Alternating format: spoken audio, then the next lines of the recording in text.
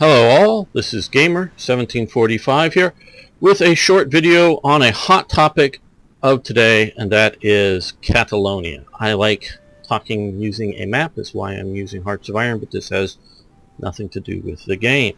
Now, this is not addressed to the people of Catalonia or even the people of Spain. So, you know, this is the internet, you can flame me if you want, but this has nothing to do specifically with you. A friend online was posting about why aren't there any major European leaders speaking out about what Spain is doing in Catalonia. I gather from her postings her roommate is from Catalonia. Well, why would any of the European leaders speak out against it? Because they themselves want to be able to use force to protect their national or their, let me amend that, state boundaries. No state, and Spain is a nation state, but those are two words, they don't mean the same thing.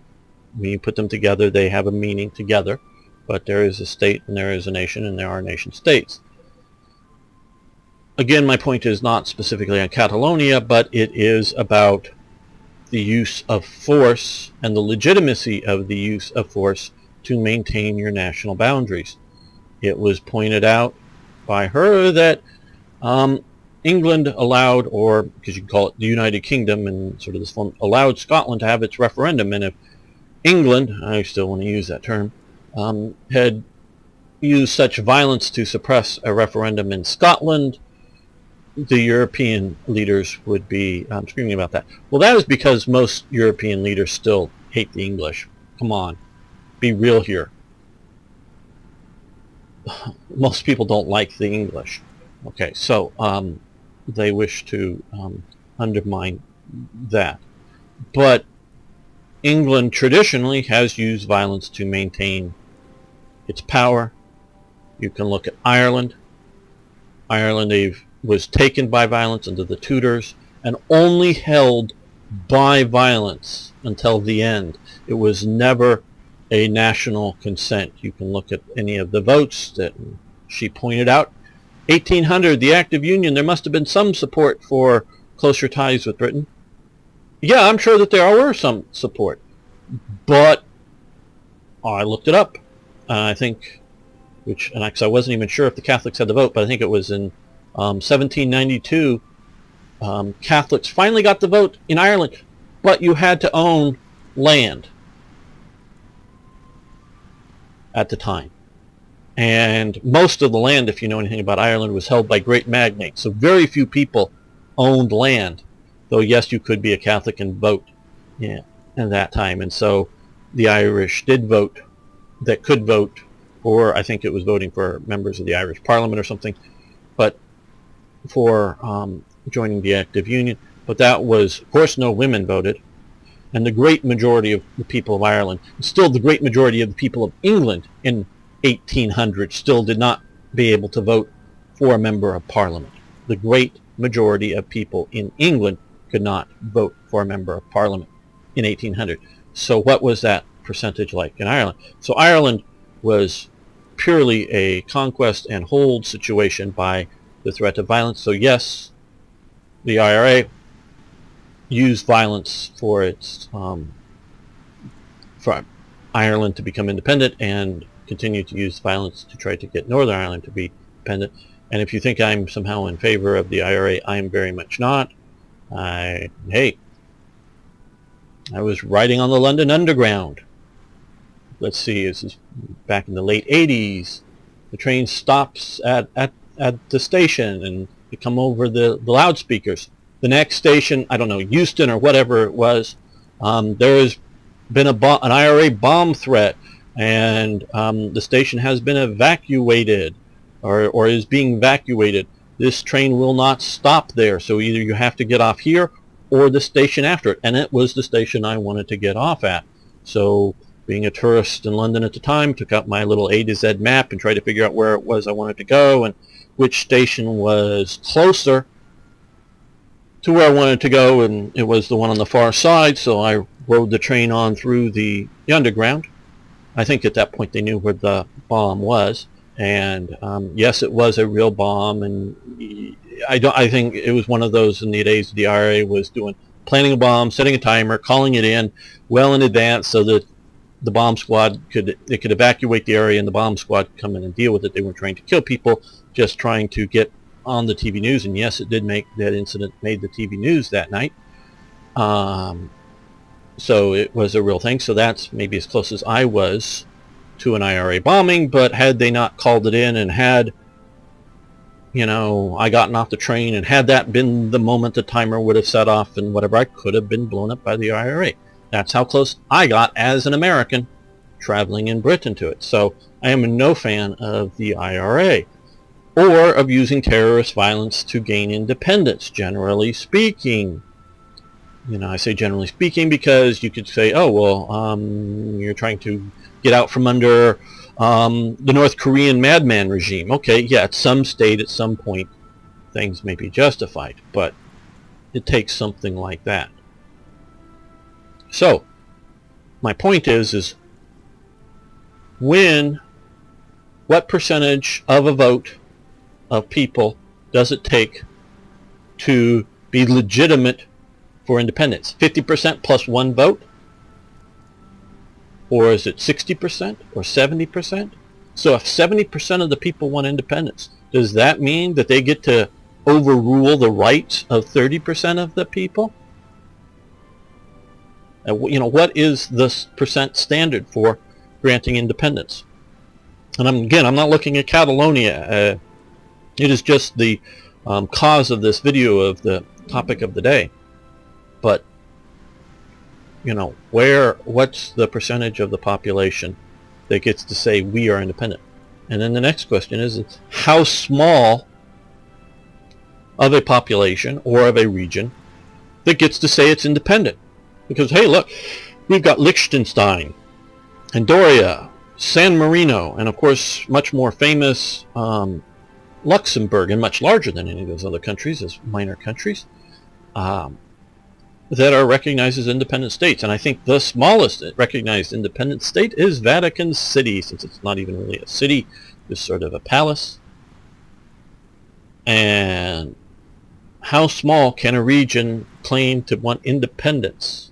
So if a small town somewhere in the middle of Germany and protected by the modern German nation wants to be independent, oh, we don't want to pay federal taxes or national taxes. We don't want to support that damn army. We're just fine on our own. And we've got 85% of our town wants to be independent. Can they be independent? How small of a population can be independent? Or like London, not the city as in the financial sector, but London, the actual borough or city of London that votes for the London mayor, who really hated the Brexit and who really wants to be part of the EU. And I think we get 70+% vote to be part of the EU. Could they do a London exit? And go, screw you, England. We're going to go independent and stay part of the EU. Is that a legitimate size of population and national territory to go independent? Where and when is it clearly stated that a state cannot use force because of popular support for independence? You know, that other nations and other people must feel bad. Now, of course, we can talk about what type of force and how, do they, they're just a bunch of crowd of protesters, or are they machine gunning them down, or are they putting tear gas into them? What type of force and when? That's another question, of course.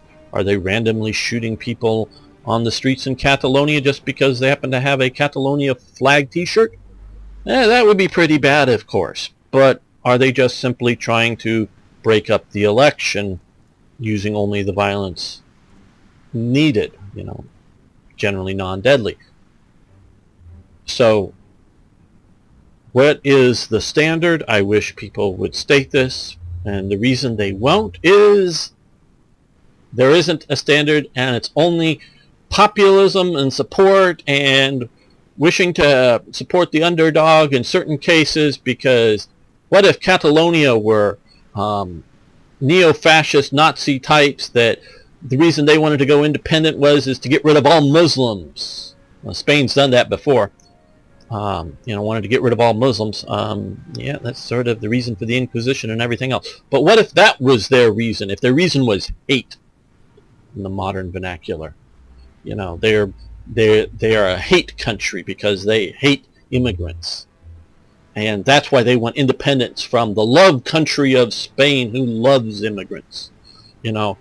Then, of course, everyone would be against Catalonian independence and would be all for the state quashing the hate independence movement of Catalonia. Again, I have no knowledge of why Catalonia. I do know they have a different variety of Spanish, and there's other sorts of historical reasons but again, I don't know them in any detail, that they want to claim different status. Now, I do believe they're lying to the world. They don't want independence. I believe that it's a lie. I spent years working for Scottish independence. Way back when, I was even interviewed a couple times on British television about Scottish independence. Yes, me with my American accent. Because I was working for Scottish independence, and doing all that stuff. I am now firmly 100% against Scottish independence. Because you see, I'm an American. And when the Scottish independence movement, including the SNP, were out there saying, we want our independence, I go, oh yeah, hey, I'm a Scottish national type, don't want to say nationalist, as in like Franco and other sorts of things, but Scottish nation independence, I'm for that. I'm with you. And that's what I thought they meant. But come to find out, I didn't understand. They don't want independence. They just don't want Westminster to be between them and the EU government. They want EU statehood. They want to be part of the greater European Union directly and not indirectly via the United Kingdom. I am against Scotland being part of a great mega-state. I think that will erode what's left of Scottish culture. So I am against that. I think that is wrong.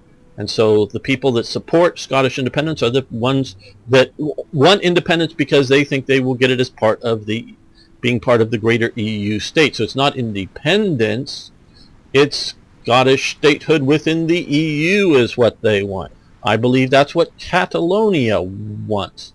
They do not want independence. They are not trying to say, F you to every outside governmental rules. We're going to rule ourselves internally. You see, with the UN, at least as it theoretically should be, is that they only deal with laws that regard governing states between each other. International laws. And sure, they can condemn or support or advise countries on how they should govern themselves internally because they, human rights reports and other sorts of things. Yes, but that's all advice, and that isn't laws stating that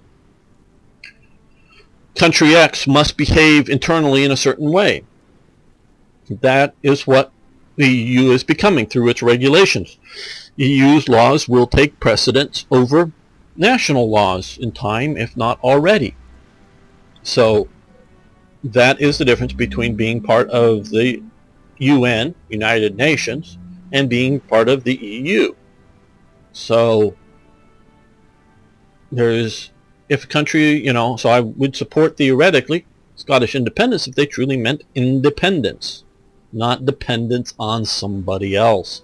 I think Catalonia and most of these other breakaway groups today, most, not all, just want statehood within the EU.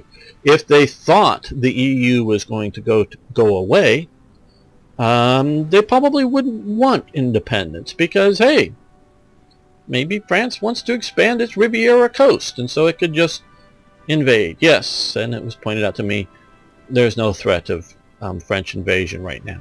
Yeah, right now there is no threat of French invasion. But what if the French king decides he wants to have more Riviera coast? But you go, there is no French king. True.